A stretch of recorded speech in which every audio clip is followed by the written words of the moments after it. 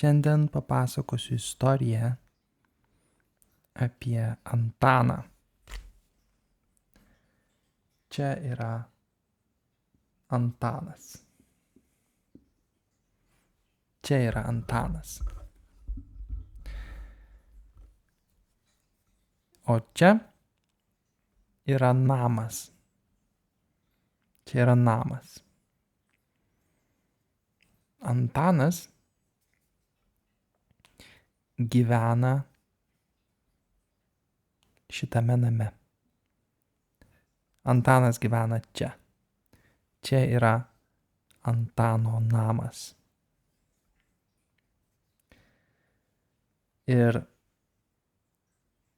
Antanas šitame name gyvena vienas.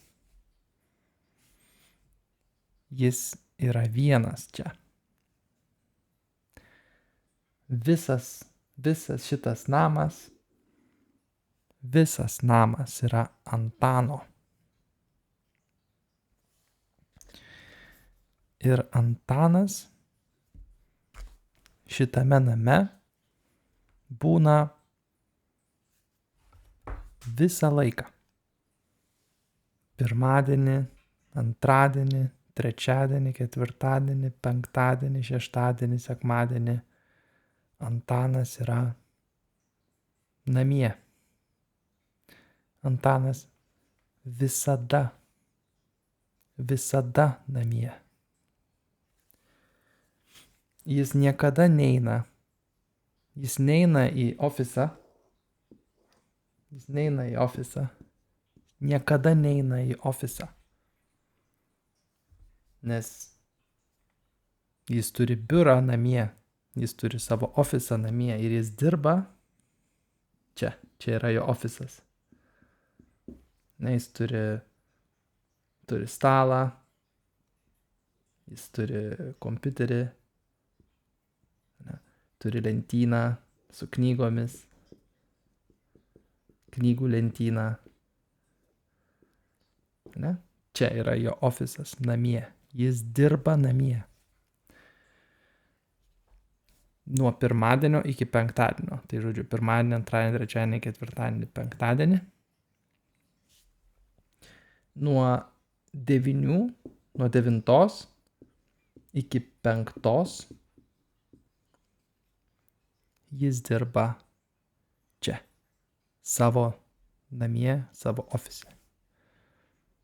Todėl jis neina į darbą. Ir jis neina į ofisą, bet jis neina niekada ir į parduotuvę. Jis niekada neina į parduotuvę.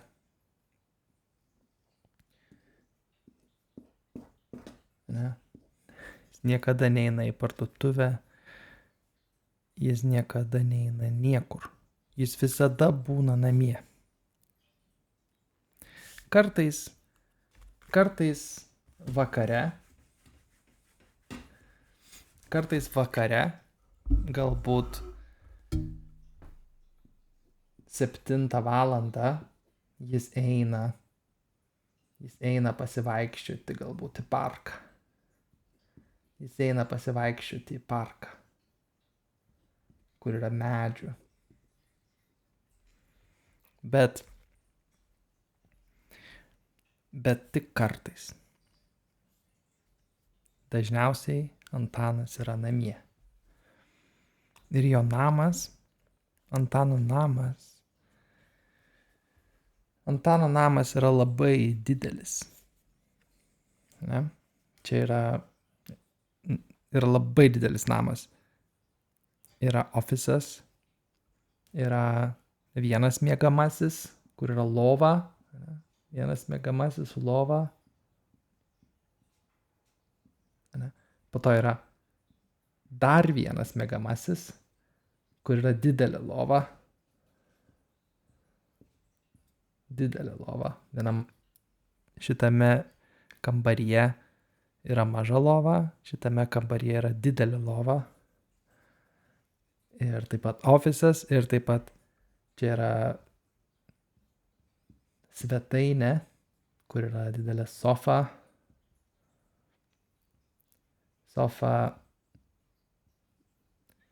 Ir taip pat televizorius, ne? Televizorius ir čia yra virtuvė. Ne? Yra didelė virtuvė, kur yra orkaitė, kuris gali kepti maistą. Yra plytelė, ar ne, šaldytuvas, kur yra daug visokių maisto produktų. Taip, yra ofisas, miegamasis, svetainė ir virtuvė. Jo namas yra labai didelis. Ir Antanas šitame name gyvena vienas. Tik jis. Ir Antanui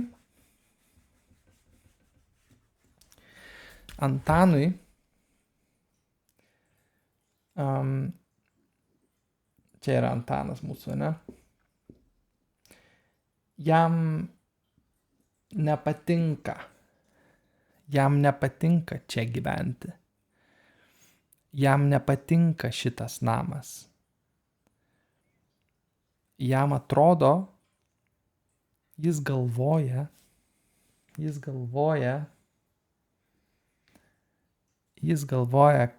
kad šitas namas,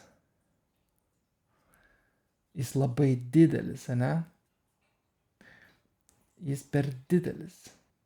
Jis labai didelis šitas namas. Šitas namas labai didelis. Jis nori gyventi mažame name. Mažame. Šitas namas didelis ir jam nepatinka. Jis nori turėti mažą namą. Arba butą. Galbūt jis gali turėti mažą namą, tokį, ne? Mažą namelį. Arba butą.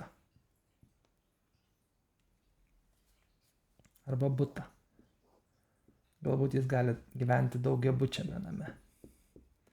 Čia galbūt jis galėtų gyventi, ar ne? Nes šitas namas yra labai didelis ir Antanas turi ofisą, turi 2 kambarius su lovomis, 2 miegamuosius, svetainę ir virtuvę. Ir Antanas niekada neina į šitą kambarį ir jis niekada neina į šitą kambarį. Niekada. Jis eina į ofisą dirbti, kai jis dirba, jis būna savo ofise ir kai jis baigia darbą, po darbo jis eina į svetainę.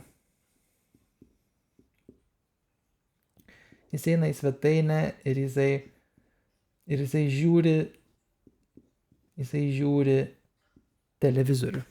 Jisai žiūri filmus svetainėje. Ir Antanas, jis niekada neina į šitą kambarį. Jis niekada neina į šitą kambarį, nes Antanas miega ant sofos. Jis miega čia, kai ateina naktis. Naktį, ne? Naktį. Jis miega čia, ant sofos. Prie televizoriaus. Jis nemiega šitoje lovoje arba šitoje lovoje. Ir Antanui nepatinka, nes Antanas jaučiasi truputį vienišas. Jis yra vienas šitame dideliame name. Jis yra vienas, bet jis taip pat ir jaučiasi vienišas. Ir Antanas galvojo, kad šitas namas yra labai geras. Jis sumokėjo daug pinigų, jis buvo labai brangus, ne? Jis kainavo daug pinigų. Ir iš pradžių Antanas galvojo, wow, šitas namas nuostabus, jis labai didelis, yra daug vietos, aš galėsiu būti šitose kambariuose, turėti vieną mažą lovą, vieną didelę, galėsiu visada eiti ir turėti daug vietos ir džiaugtis, bet po to jis dabar suprato, kad jam šitas namas yra per didelis. Ir todėl Antanas nusprendė tą namą parduoti. Jis nusprendė, kad šito didelio namo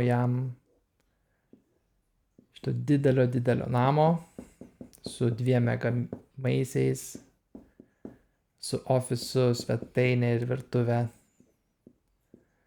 jam nereikia, jis jį pardavė, ne? Jis gavo pinigų, Antanas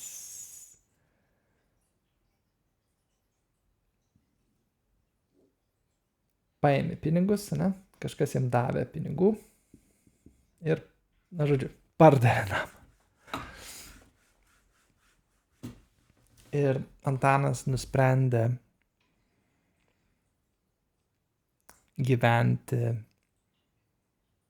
miške. Antanas nusprendė pakeisti savo gyvenimą. Ir aš jums papasakosiu apie tolimesnį Antano gyvenimą kitoje istorijoje. Iki.